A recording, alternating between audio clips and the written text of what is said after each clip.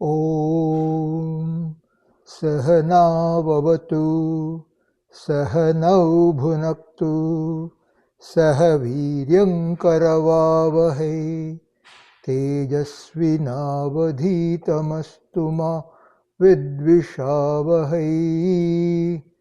Om Shanti Shanti Shanti. We are reading from the book Meditation and Spiritual Life by Swami Yatiswarananda, Chapter 16, Love of God. Section 1st, True Love of God. No man lives without love. Only the objects of love differ with the different persons. We run after either human beings and sense pleasures or God and divine bliss. This running after the divine comprises all phases of spiritual life. The divine is in us and works through us. As soon as we come to feel this, our whole attitude changes. But first, we must become, to some extent at least, conscious of our true nature, because our true nature partakes of divinity. The higher self is an essential part of the Supreme Spirit. As Swami Vivekananda said, religion is the eternal relationship of the eternal soul with the eternal God. This is from the Complete Works of Swami Vivekananda, published in 1964, volume 3, page 4. That is why a clear conception of truth and reality is so very necessary for the spiritual aspirant, whether he happens to be a bhakta or a jnani or a yogi. Love for God is not blind, as love for men and women is. It is always based on some higher form of intuition. It is not love as is understood in the worldly sense of the term. Ordinarily, our love flows downwards like a stream. Loving God is like turning the river back to its source, the inexhaustible reservoir from which all streams of human love originate. To the extent we become pure in mind, we come to know of our true higher nature and come in touch with the divine dwelling within us. In order to achieve this, we should go beyond our lower nature. The seeker of knowledge, jnani, wants to control his mind by an effort of will. The bhakta, or lover of God, centers all his feelings on God. Through one-pointed devotion, all our desires are burnt away. Devotion to the Lord serves as the greatest purifying agent in the life of the devotee. It is this devotion to God that ultimately unites the devotee and the divine. But it is not the devotion of the sentimentalist. It is not an emotional effervescence. It is the intense hunger of the soul for the Paramatman, the Supreme Spirit. Ordinarily, our devotion is a mixture. There is something permanent and also something perishable in it. It is not pure devotion. The devotee wants to get rid of his impurity through self-surrender to the divine so that he may have pure devotion. Our sincerity is not always true. In our love for God, there is no doubt some sincerity, but this sincerity is mixed up with desires and is not perfect. In spiritual practice, sincerity is an important factor. Sometimes we deceive ourselves by thinking that we are very sincere. A German lady once sought instructions from me. She appeared to be weak. She had just recovered from an attack of illness and was about to go to another place for a change. She wanted to spend that time in meditation. She was eager to realize God. I advised her to improve her health first before seeking instructions. She then asked me, "Swami, do you doubt my sincerity?" I said, "No, I don't, but your sincerity is mixed with other things." The sincerity that comes all of a sudden is short-lived. We love many things, and one amongst these is God. Our love for God is at first instinctive, but gradually we must come to feel the presence of the one who is dearer than father, mother, and everything else in the world. By sadhana, we should make our mind pure and increase the proportion of our love for God that is somehow mixed up with various worldly desires. There must be absolute one-pointedness of love in us. Every feeling of ours must be centered in God, and nothing else must be allowed to attract and draw away our mind from the divine. In this way, by consciously and steadily directing all our desires and passions to the Lord, our feelings and sentiments become purified and sublimated. Then we understand what true devotion is. By this process, we also avoid the great danger in yoga, the danger of having concentrated but unsublimated feelings and emotions in us. We love food, friends, money, and property. But this love is centered on our little I. This ego gives trouble. It is the source of all misery. A simple-hearted villager was brought before a magistrate on the charge of deserting his wife. "Your Honor," he protested, "I am not a deserter. I am a refugee." Human life often turns out to be intense selfishness. Just compare this with the relationship that existed between Sri Ramakrishna and his disciples. Words cannot describe the depth and purity of that love. Narendranath, who later on became world famous as Swami Vivekananda, was the foremost of the Master's disciples. The Master loved him dearly and showed his affection in many ways. His very sight would throw him into ecstasy. But once the Master subjected his disciple to a severe test. He suddenly began to treat him with utter indifference. When Narendra came and saluted the Master, the latter would become silent, but would start talking with others when the boy left the room. The Master kept this indifferent attitude for several weeks, in the course of which Narendra continued to visit him as usual. At the end of a month, Sri Ramakrishna asked his young disciple, "I don't exchange a single word with you. Still you come. How is that?" Narendra replied, "Do you think I come here only to listen to you? I love you and want to see you. That is why I come." This is from Eastern and Western Disciples, The Life of Swami Vivekananda, published in 1974, pages 67 to 68. Now that is unselfish love. Once Narendra himself told Sri Ramakrishna not to get attached to him. On hearing this, the childlike Master at once went to the Kali temple to seek the Divine Mother's advice. The Divine Mother revealed to him that he loved his young disciple because he saw the Lord in him, and the day he could not do so, he wouldn't be able to bear even the sight of him. Again, from Eastern and Western Disciples, The Life of Swami Vivekananda, pages 59 to 60. The Master's love for his disciples was not an ordinary love. It was a spiritual kinship based on the direct experience of the immanence of God in all beings. In this form of love, it is not the little I, but the divine spirit that is the center of attraction. A similar incident is narrated in the life of Sri Chaitanya. When he was staying at Puri, he wanted to embrace a devotee who belonged to a low caste. The man shrank back in fear, saying, "Sir, I am of a low caste. You should not touch me." To this Sri Chaitanya replied, "What do you mean? I myself am purified by your touch." The God-man feels the all-pervading presence of the divine everywhere. For him, there is no distinction between low caste and high caste, poverty and wealth. Types of devotees. The Gita says that 4 types of people worship God: the distressed, the seeker of wealth, the inquisitive, and the wise.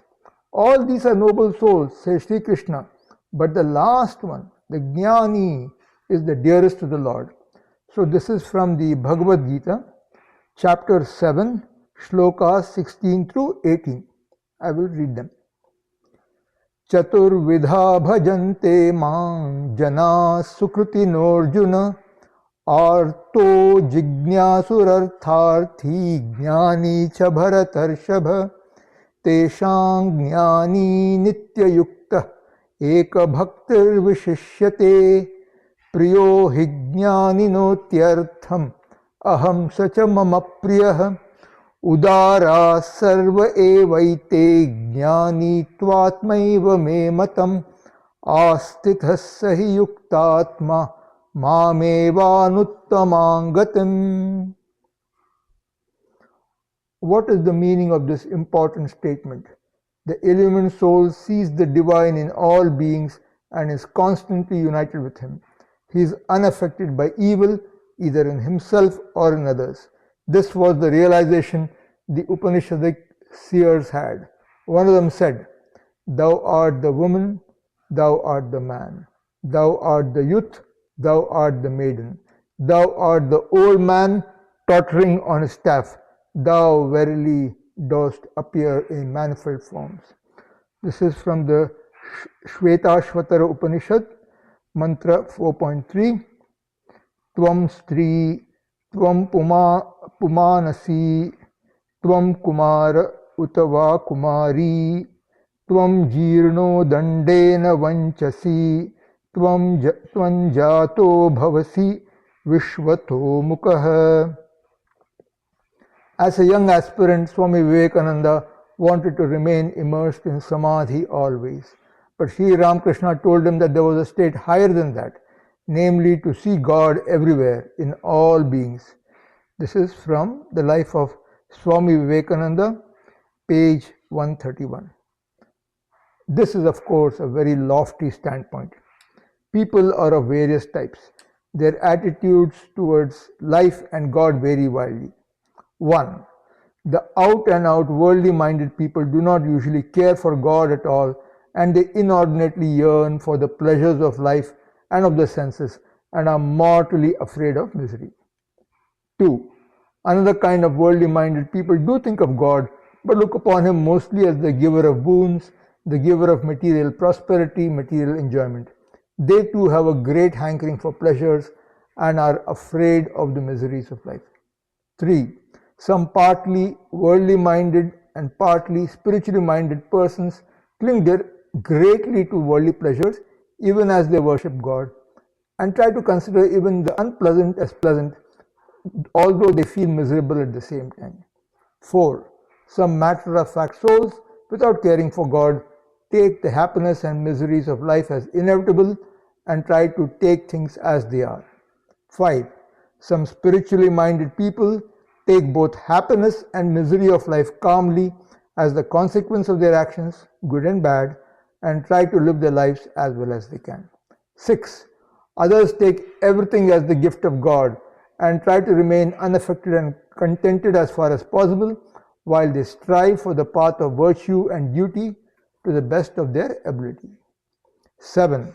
Others take happiness and misery as inseparable opposites in a worldly existence, and not always as rewards and punishments for their actions.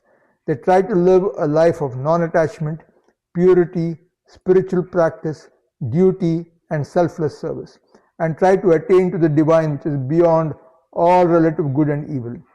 In worldly happiness as in worldly misery, they remain balanced and strive to their utmost to live the higher life, refusing to be disturbed and diverted by the opposites. In one kind of love, the lover thinks of his or her happiness alone. In another type, there is a spirit of give and take. The lovers think of mutual happiness. There is a third type in which the lover does not think of his own happiness at all, his whole mind being fixed on the happiness of the beloved. If in our love of God we do not find peace and joy, there is something wrong with that love. Pure love, unmixed with worldly desires, is sure to bring us great joy and fulfillment. The Lord often takes away things which we cling to, so that we may attain pure, unselfish love for Him. Spiritual life very often means poverty and sorrow at the physical plane, but all these are sometimes necessary to enable us to attain pure love and through that supreme bliss. God is our greatest treasure, and in order to accumulate that, we have to throw away glass beads and tinsel. Next section, the power of divine love. Do not think of divine power only in terms of Srishti, Sthiti and Laya, that is creation, sustenance and dissolution. Think of the power that comes through divine knowledge, divine love. Power may be physical, moral or spiritual. Turn to the original source of all forms of power, the Divine Mother. Love for the Mother gives you infinite power. You are only an instrument in her hands, but the instrument also acts. And remember that as an instrument, your power is unlimited. Just as the Mother dwells in you, so she dwells in all. Think thus, otherwise the love of today will turn to hatred tomorrow. Our love is correlated with hatred. It should be love for love's sake. If we cannot maintain this attitude, we must at least have the attitude of bartering in the beginning. Then comes a state when you want to give more than you get. The highest state is that when one does not think of oneself at all, one just gives and gives without expecting anything in return. At present, our love is mixed with selfishness. Do you know the story of 50-50? There was a hotel famous for sausages of rabbit meat. Once a customer found the taste had changed. The police was called in. The lady hotel keeper said, "Sir, what can I do? Rabbit flesh has become rare, so I added a little of horse meat." "In what proportion?" asked the police. She answered, 50-50. That is, one rabbit to one horse. Our so-called love for others is of the weight of a rabbit, our self-love of the weight of a horse. 50-50 indeed. People, including ourselves, are unreliable. Turn to the infinite source of love. We receive a drop of that true love. It becomes too much adulterated with selfishness. Purify it. Self-love is in everyone. The problem is how to sublimate it. In science, sublimation is the process of purification. Christians call it purgation. That is our life's task, to purify our love. Increase your love for God, the Supreme Self. Then love for others increases. Mother connects us all. First comes personal love. Then we gradually realize that we are souls, part of the infinite spirit. Then our attitude towards others changes. Human love is replaced by spiritual kinship. Attachment gives place to freedom. Selfishness is replaced by service. Increase this love, give to others, treat others with dignity. Think of the divine spirit in each one. Family love or friends love is all selfish. Know that this love is only a drop of that infinite love associated with God. Try to connect it with divine love. After your spiritual practice, salute the Lord as your mother, father, relatives, friends, and even in those who dislike you. Try to love everybody selflessly. We must rise to a plane of consciousness which is beyond all desires and impulses, good and bad ones alike. Always remember that from good emotions to bad emotions, it is but a short way. Keep your emotions under control and learn to direct them into spiritual channels. Be careful when you try to express your love for another person on the physical plane. If you truly love a person, you should try to serve him in a detached way. If you cannot, withdraw and silently pray for him. Spiritual aspirants who have already attained a degree of mental purity should be extra careful in externalizing their desires and wishes. They should be particularly careful about soft emotions and feelings. Our mind is to be washed constantly. If it is careless regarding small things of daily routine, it is bound to be careless regarding meditation also. We do not get a new mind when we sit for meditation. It is the same old mind. And if it is habituated to wandering at other times, how can you expect it to be quiet during meditation? To the extent we are able to love the divine and feel an interest in serving him, to that extent, spiritual practice becomes more and more steady and fruitful. Smuggle in the divine in some way or other, even when you are engaged in work, even when the mind tends to run after worldly things. Divine love alone must be cultivated. It can be done through unremitting practice. A greater portion of the mind must be awakened, must be made conscious than is being done now. Make the Lord the pole star of your life. A person who cannot love God cannot really live a spiritual life. The greatest thing in spiritual life is to transmute our human love into love for the divine. Even in the worst kind of attachment, there is a core of pure love. When the dross is burnt away, pure love is left behind. Know for certain that if for one reason or another a human being may drop you, the Lord can never do so, because we are, as Sri Krishna says, an eternal portion of the divine. This is from the Bhagavad Gita, chapter 15, shloka number 7. Mamai vangsho jivaloke jivabhutas sanatanah manashashtanindriyani prakritisthani karshati. Turn all your love to Him and learn to love others through His love. That is, learn to love others not through personal love, but through the divine and for the sake of the divine. A little touch of God's pure love for man must be there in our love for others.